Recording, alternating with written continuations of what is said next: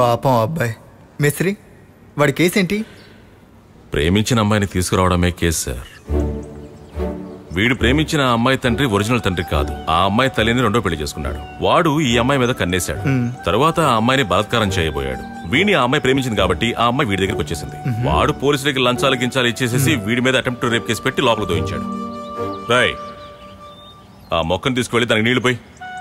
ఇలా చెప్పుకుంటూ పోతే చాలా కథలున్నాయి సార్. ఇక్కడున్న ప్రతి ఒక్కరికి ఒక్కో కథ ఉంది.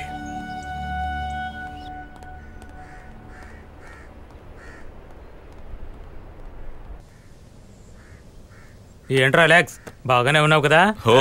ప్రాబ్లం ఏం లేదు సార్. అదే నాకు కూడా నచ్చండి. ఎప్పుడు చూసినా ఇలాంటి పనులు నాకే అప్పగిస్తుంటారు. చా రేయ్, రోజు ఇది జరిగేదే కదరా. నువ్వు ఇలా ఫోన్ చేస్తూనే ఉంటావు, కానీ వాడు మాత్రం అస్సలు లిఫ్టే చెయ్యడు. ఎత్తలేదా? అయితే ఇవాళ వద్దులే, మరో రోజు చూద్దాం. అదే మంచిది. సరే సర్లే, పోరా. ఇదిగో తర్వాత ఎవరా రండి.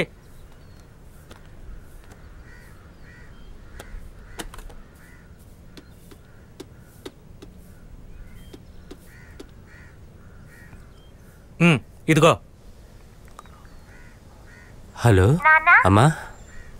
ఏంటమ్మా, ఒంట్లో బాలేదా? అమ్మ ఎప్పుడు నాతో గొడవ చేస్తుంది.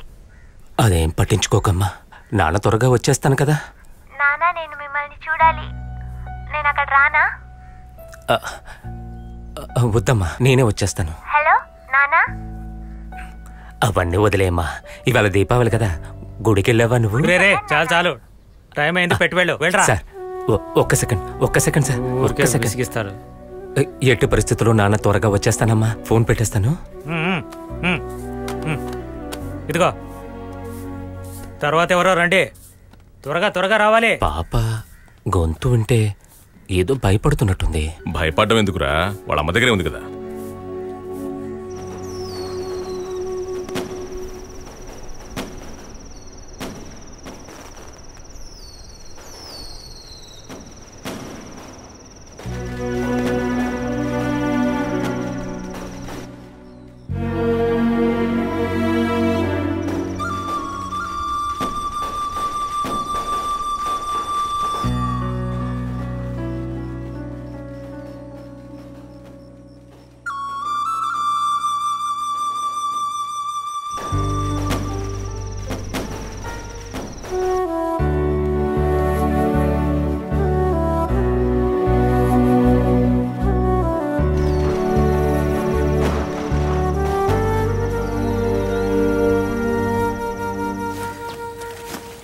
రే, ఒక సెకండ్ అంటే. అలాగే సార్, నేను ఆ మేస్త్రిని చూడడానికి.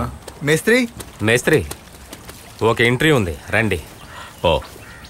వీడు చెప్పేది చూస్తుంటే ఏదో గవర్నమెంట్ డ్యూటీకి ఇంటర్వ్యూ లాగా చెప్తున్నాడు. మనలాంటి అమాయకుల గాయాలని గుచ్చి గెలకడానికి ఎవరో వచ్చినట్టుకున్నారు.